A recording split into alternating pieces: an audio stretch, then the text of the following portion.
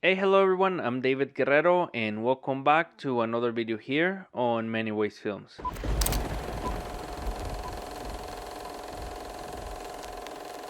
In the video of today, I want to make a comparison between this 50mm 1.8 Nikon lens and the Nikon Z mount or Z mount 1.8 that I have in the camera right now. The reason that I want to make this video comparison, one, it's to see how much of a difference there is in quality. Well, what are the differences between both of them, and if I think this is pretty obvious, at least for me. Obviously, the most expensive lens, it's always gonna give you a better image when it comes to sharpness or colors. That doesn't mean that these lenses, especially when it comes to vintage lenses, old lenses, or lenses that are uh, more affordable, that doesn't mean that they're automatically bad lenses or that they are not useful. And I think that for most people, that's pretty common to know.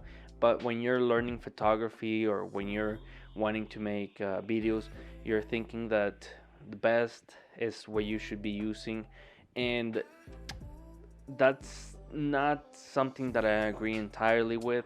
I especially find out myself, especially lately, using this lens a little bit more than the Nikon 1.8, the from the C mount, and not necessarily because I don't like the one that is in the camera right now or the most expensive one.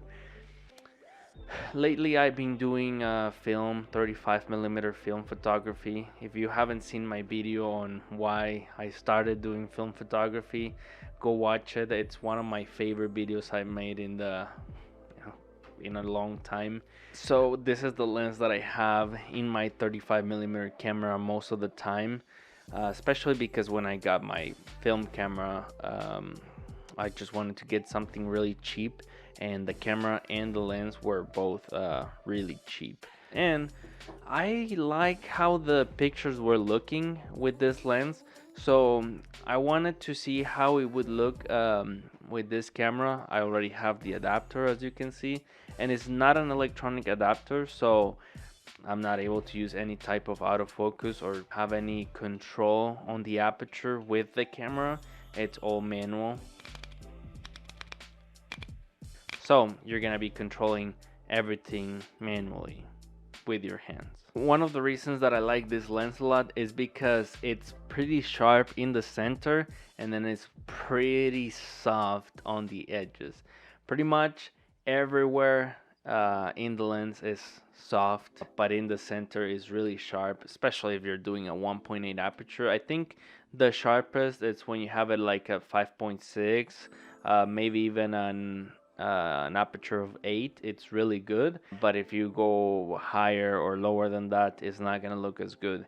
And then when you wanna have a lower aperture than 1.8, you're gonna start to see those pentagon shaped lights in the background.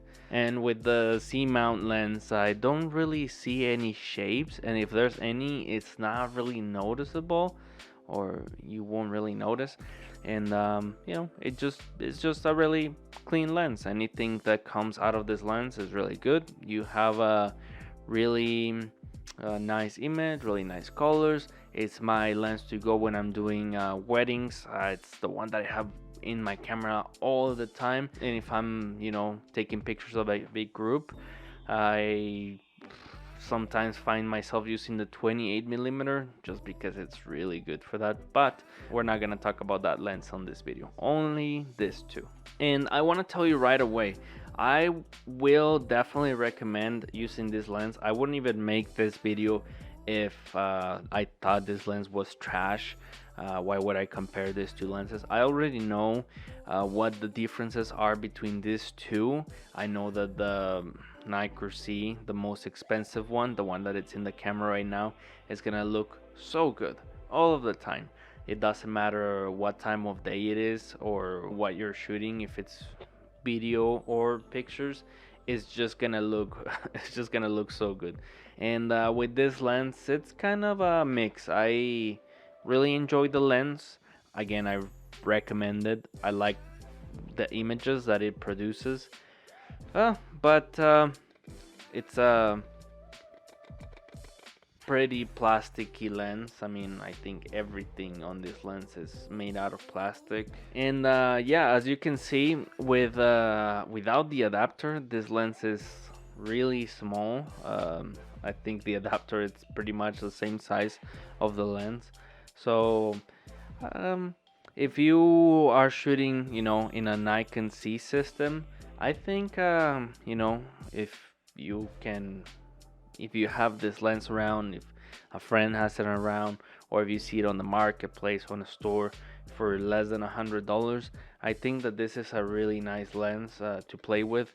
Again, it's pretty much everything is plastic. I think the glass is actually glass, but I don't know if it has like that many elements, which it's not gonna give you as clean images as with this lens. And I'm gonna show you some examples between these two.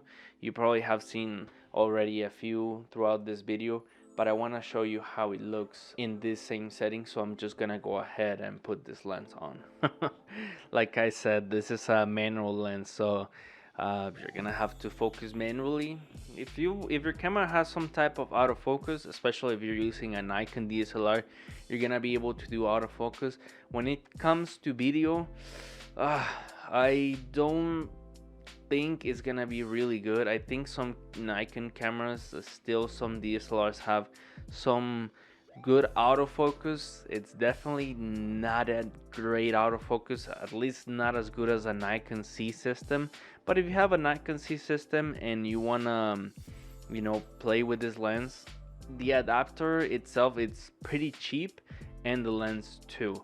I remember I got this lens like 4 or 5 years ago for like $50, something like that. I use it a lot on my film camera. I use it a lot on this camera, especially lately. And it's not because I think this lens is bad or I don't like this lens. Like I said, this lens is just perfect. It gives you like a perfect image quality, perfect colors. It has great autofocus capabilities. But that can get boring sometimes. And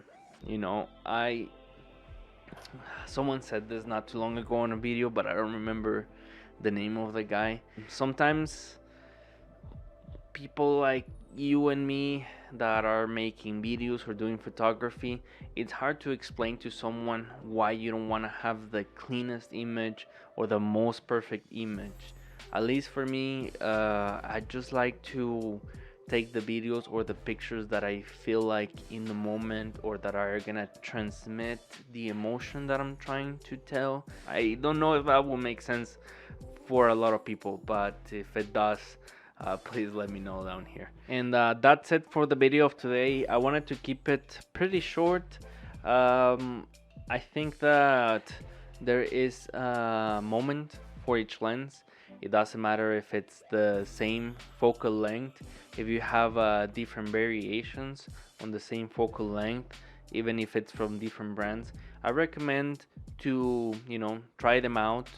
Don't just get the one with the best image quality.